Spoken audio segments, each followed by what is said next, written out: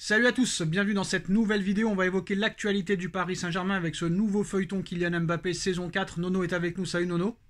Salut Sacha. Alors Nono, du côté de QSI, on pense au limogeage de Luis Campos, la saga Mbappé combinée aux performances catastrophiques, des attentes de certains renforts signés via Monsieur Campos et Jorge Mendes, comme par exemple Vitinha ou Renato Sanchez ou Fabian Ruiz et d'autres joueurs, comme Hugo Ekitike aussi, est en train de conduire QSI à envisager le limogeage de Luis Campos. C'est une information tuto mercato en Italie. Moi, je pense que réellement, ce sera une bonne chose. Ce serait une bonne chose de virer Campos, parce que quand même, tu mets presque sur la liste des départs tous tes recrues de l'été dernier, c'est qu'il y a vraiment un problème. Et le copinage avec Jorge Mendes, là, franchement, j'aime pas trop tout ça. Ah bah Sacha, c'est plus le Paris Saint-Germain Football Club, c'est le Mendes Football Club. Et là aussi, un jour, on verra dans les faits divers Mendes et les millions et les millions et les millions d'euros. C'est incroyable cette pagaille dans le football actuel, c'est incroyable. Quant à Campos, Campos, je vais te dire deux mots, échec sur échec. Voilà, on recrute, on n'a pas d'entraîneur. Tu sais pas si les joueurs recrutés rentrent dans le profil de l'entraîneur qui va venir. Donc, comme d'habitude, tout à l'envers. On va dire encore une fois que je suis pessimiste, mais tu peux pas dire autre chose. Alors, Leonardo est toujours proche de la famille Qatari. Est-ce qu'un troisième retour est possible? Ça, je sais pas, j'en doute quand même, parce que, comme on dit, jamais 203 peut-être, mais là, un troisième retour, ça se passait pas très bien la dernière année. Je serais surpris qu'ils reviennent quand même. Alors, des discussions sont en cours entre Bernardo Silva, Manchester City et le Paris Saint-Germain pour un transfert de Bernardo Silva au Paris Saint-Germain. Alors Nono, tu avais vanté les mérites de Bernardo Silva, tu pensais qu'il voulait venir absolument au Paris Saint-Germain, mais sa priorité c'était le Barça, sachant que le Barça n'a pas les moyens, il se rabat sur Paris. Certes, il n'est pas contre venir, mais il préférait quand même le Barça. Alors est-ce que c'est bien quand même de le prendre, et surtout au prix demandé? On a entendu hier que apparemment Manchester City aurait demandé Warren Zaïre-Emery dans le deal Bernardo Silva. Guardiola pense qu'il peut le faire progresser et en faire un monstre au milieu de terrain. Voilà les dernières infos. C'est signé Fabrizio Romano. Je vais te dire, là, je vais changer d'avis carrément. Je vais passer, comme on dit, du coq à l'âne. Si on est le deuxième choix pour Silva, voilà, je change d'avis. Je dis, allez, on passe à autre chose. Voilà, il faut être le premier choix quand tu recrutes un joueur. Il faut qu'ils aient envie, il faut qu'ils aiment le projet. Voilà, il ne faut pas que ça soit un choix par dépit, parce que voilà, je peux pas aller à Barcelone, je vais à Paris. Alors c'est pas bon, moi ça me plaît plus dans ces conditions-là. Alors on va passer au dossier Lucas Hernandez. Alors Paris voudrait se débarrasser d'abord de Layvin Kurzawa et Juan Bernat avant de faire une offre pour Lucas Hernandez. Elle ne sera pas de 60 millions d'euros, elle sera de beaucoup moins, on parle de 35-40 millions d'euros. Il y a un journaliste allemand qui a parlé sur Lucas Hernandez et qui dit le fait qu'il ne se soucie que très peu du soutien que le Bayern lui a apporté pendant ses blessures et ses affaires judiciaires est très petit. Au moins il collera parfaitement avec le club de mercenaires qu'est le Paris Saint-Germain. Il s'appelle Kerry Howe. Voilà ce qu'il dit, voilà ce qu'il dit sur le PSG et Lucas Hernandez. Et a-t-il tort? Honnêtement, a-t-il tort? Alors, on va aller chose par chose. La direction du Bayern, ça fait des années et des années qu'ils nous tapent dessus. Bon, là, ils ont les boules, ils ont les boules. Hernandez ne veut pas rester. Voilà, donc eux aussi, ils mangent la banane. Ils l'ont payé 80 millions à ce prix-là. Ça m'étonnerait qu'il soit revendu au même prix. Donc, ils mangent la banane et à chaque fois, pour qu'ils tapent sur le PSG. Mais à côté de ça, dans leur réflexion, il y a des choses vraies quand même. Alors, en ce qui concerne le rachat de Manchester United, alors avant, Griezmann apparemment ne quittera pas l'Atlético Madrid cet été, mais bon, la vérité du mois de juin n'est pas celle du mois d'août. Alors, impasse apparemment entre le Paris Saint-Germain et Julian Nagelsmann. L'accélération finale dans le dossier tarde à arriver. Libérer le technicien allemand du Bayern est compliqué. La piste Luis Enrique, qui reste le plan B en cas d'échec, a été réactivée. Est-ce que vraiment Enrique va attendre d'être le plan B? Moi honnêtement, j'ai mon avis là-dessus. Je ne sais pas pourquoi, je pense que ça va être Thiago Motta l'entraîneur, Nono. C'est une intuition, c'est pas une info.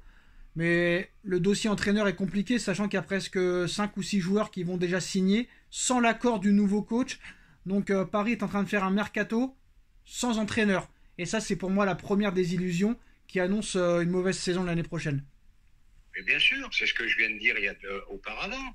Voilà, tu recrutes, tu sais pas si ces joueurs seront compatibles avec le nouvel entraîneur qui va arriver. Voilà, Nagelsmann, ça traîne. Bon, bah, peut-être qu'ils en ont marre d'être pris pour des pigeons. S'il faut encore payer 10 millions pour Nagelsmann, c'est vrai que ça fait un peu cher. Voilà, tu payes 10, Galtier s'en va avec entre 10 et 15. Non, Galtier part avec 6, faut pas commencer à dire des faux chiffres, c'est 6 millions. Oui, mais t'oublies, je pense qu'il y a un plus avec tout son staff. Hein. Je sais pas si c'est compris avec le staff entier. Voilà. Enfin bref, on n'est plus à 1 million d'euros près à Paris. 10 Nagelsmann, 6 Galtier. Voilà, pas d'entraîneur, on recrute. Et ben ça augure de mauvais auspices. Et bon, bah très inquiet pour l'instant. Comment ça se fait que le mec il vire un entraîneur et ils sont encore au Bayern? C'est pas normal ça quand même. Ah bah je sais pas, c'est les contrats qui sont tellement bizarres là maintenant qu'il faut vraiment être dedans pour donner son idée quoi. Alors, en ce qui concerne le rachat de Manchester United, l'offre qatari est actuellement considérée par les Glazers comme la plus favorable que celle de Jim Ratcliffe. Donc Manchester United négocie en exclusivité avec le Qatar à l'heure où on parle. On parle d'un rachat de 6 milliards d'euros. Donc il y aura une nouvelle offre quand même dans les prochains jours de Jim Ratcliffe pour pouvoir peut-être empêcher le cheikh Yassim d'obtenir l'exclusivité de Manchester United. Mais il y a quand même de grandes chances que Manchester United passe sous pavillon qatari, Nono. Nouvelle inquiétude pour le PSG encore. Sûrement. Ah bah une inquiétude supplémentaire, parce que moi, on ne me fera pas croire, bon, c'est peut-être le chèque, je ne vais pas répéter le nom parce que je ne l'ai pas enregistré dans ma tête, mais moi, on ne me fera pas croire que ce n'est pas QSI qui est derrière tout ça. Ah oui, c'est QSI, bien sûr. Voilà, donc c'est le prince qui est derrière tout ça. Ça veut dire quoi? Il y a peut-être un désengagement petit à petit du PSG. Alors, en ce qui concerne Mbappé, le plan est tout tracé par le clan Mbappé. Partir libre la saison prochaine. Un documentaire est même en préparation pour filmer ses derniers mois au Paris Saint-Germain. Je crois rêver, mais c'est pas une blague, Nono. La décision du Qatar de le vendre pourrait contrarier cela. Nasser est très très remonté. Le Mbappé qui veut faire carrément, Nono, un documentaire pour préparer ses derniers mois dans la capitale. Alors là, l'irrespect, c'est grave. Moi, franchement, si c'est la vérité, c'est une honte totale. Pour qui il se prend, le gars, hein. Ah, ben moi, tu sais que j'aime le footballeur, je déteste le personnage. Bon, maintenant, je vais te dire, c'est de la faute aux médias. Je m'étais déjà un peu énervé ce matin. Je vois sur Foot Mercato, Maxi Foot, Mbappé va parler. T'as l'impression que c'était Macron qui allait faire une allocution. Mbappé va parler. Non, mais faut arrêter. Ils l'ont tellement monté au pinacle. Il se sent plus, le mec. Il se sent plus. Voilà. On est mains et pieds liés. Voilà. Il a beau dire qu'il veut rester à Paris. Voilà, pardon. Il a beau dire qu'il veut rester à Paris la saison prochaine, mais on s'en fout, mon grand. Nous, on veut que tu partes. Et puis voilà, point final. Il veut vraiment nous mettre la banane jusqu'au bout. Et je te dis, si par malheur, je dis bien par malheur, il reste, alors la saison, tu peux l'oublier. Hein. Ils vont parler que de ça, matin, midi et soir. On parlera plus de football, plus de jeu, rien du tout. Alors le chamboulement que cela génère n'est pas forcément bien compris par le clan Mbappé, qui pensait avoir tout conçu de fil blanc, on va dire. Alors, en conférence de presse aujourd'hui, il nous dit « Mon objectif est de continuer au Paris Saint-Germain. C'est ma seule option pour le moment. Je suis prêt à revenir pour la reprise. » Il a dit « La lettre a été envoyée avant le rassemblement. Plus grand-chose ne me choque. » Alors, je ne pensais pas qu'une lettre pouvait tuer quelqu'un. J'ai juste envoyé une lettre. Les réactions, ça m'importe peu. Qu'est-ce qu'il dit d'autre? Nous sommes sur la même longueur d'onde avec le président de la République. Il veut que je reste et mon objectif est de rester au Paris Saint-Germain. Je pense qu'il n'y a rien à expliquer. Les gens peuvent parler et critiquer. Bon, là, il nous vise à nous. Moi, je sais pourquoi je fais ce que je fais et je dis ce que je dis. C'est le principal. Les gens n'ont pas toutes les données. Non, là, c'est trop. Là, c'est trop, Nono. Je vais te dire... Attends, juste je finis, Nono. Là, c'est trop, le gars se comporte vraiment très très très mal. Le mec, c'est lui-même qui a dit qu'il avait promis qu'il ne partirait jamais libre pour que Paris ne se retrouve pas dans la panade. Et là, il parle comme ça. Le gars, maintenant, il te dit que il va rester à tout prix. Mais moi, je pense que c'est du bluff, Nono. Je pense qu'il se met à dos le Paris Saint-Germain et ses dirigeants pour que Paris prenne officiellement la décision de le vendre. Et je pense que ça, c'est un petit arrangement aussi entre lui et Pérez, qui ont dit on va faire ça, comme ça, eux, qui voulaient me garder à tout prix, ils vont vouloir me vendre à tout prix, ils pourront pas refuser moins de 200 millions d'euros, et ça, tout va bien. Et je pense qu'il va continuer cette stratégie de provocation envers le Paris Saint-Germain pour que le PSG soit vraiment vexé et énervé, et pour qu'il file au Real. Ça va se passer comme ça, je pense. Et attends, le PSG est prêt à négocier maintenant avec le Real Madrid, dans la mesure où Mbappé campe sur ses positions et ne le prolonge pas. Mais voilà, comme tu l'as dit, c'est sûr que s'il reste là, ça va bouffer la saison et ça va être la saison catastrophique. Mais je pense que Mbappé fait tout ça. Pour moi, c'est du bluff et c'est une stratégie pour que Paris, très clairement, décide de le vendre officiellement. Ah ben moi, je vais simplifier l'histoire. Hein. C'est très simple. Hein. Soit il nous fait manger la banane, voilà, il reste l'année prochaine et il s'en va libre. Ou soit ça veut dire, comme tu as dit par contre, voilà, il fait tout les provocations possibles pour pousser le PSG à accepter une offre. Parce qu'il est intelligent, Nono, hein. N'oublie pas que c'est un garçon intelligent. Il a voulu partir en 2021, ils n'ont rien voulu savoir.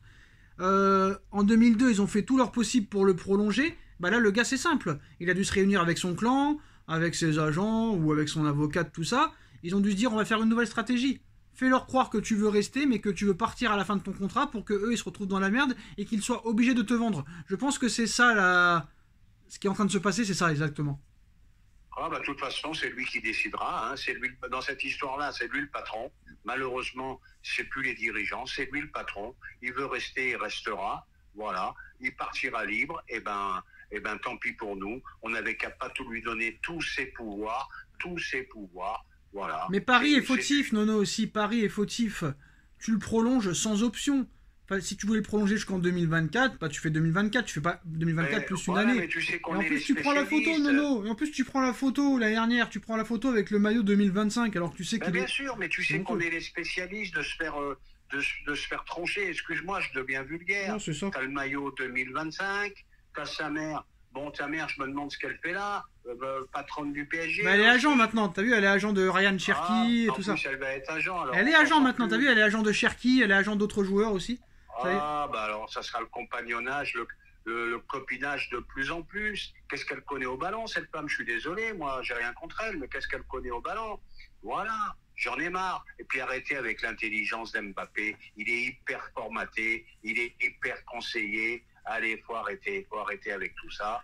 Moi, je te dis, pour moi, le footballeur, oui, le personnage, non. Le football, il a changé, Nono. Le football, il a changé. Eh ben oui, mais tu vois, là, je le critique beaucoup, Riolo. Eh ben, ça devient de plus en plus côté style star, comme en NBA. Voilà. C'est les joueurs, les patrons. Mbappé le dit, Nono. Mbappé le dit, le foot a changé. Voilà, peut-être que c'est vrai, malheureusement. Eh oui, Nono. Il y a 10-15 ans, dans des finales de Ligue des Champions, on faisait 15 millions, 10 millions d'audience. Et là, on est battu le samedi soir en finale de Ligue des Champions. On est battu par le téléfilm de France 3. Donc ça prouve bien que le football est en train de s'enterrer, très clairement. Ah, Sacha, avant le football était aux footballeurs. Maintenant, le football est aux stars et aux starlettes. Voilà. Qu'est-ce que tu veux que je te dise? La fin du monde est proche, Nono, parce que je pense pas que le football va continuer. Parce que si l'Arabie Saoudite prend tout, la MLS et compagnie. Bref. Donc voilà les dernières infos de ces dernières heures. Dites-nous en commentaire ce que vous en pensez. On like, on partage, on commente, on s'abonne. Et on se retrouve très vite pour une nouvelle vidéo. Merci Nono, merci à tous. Tchuss. Merci Sacha. Tchuss.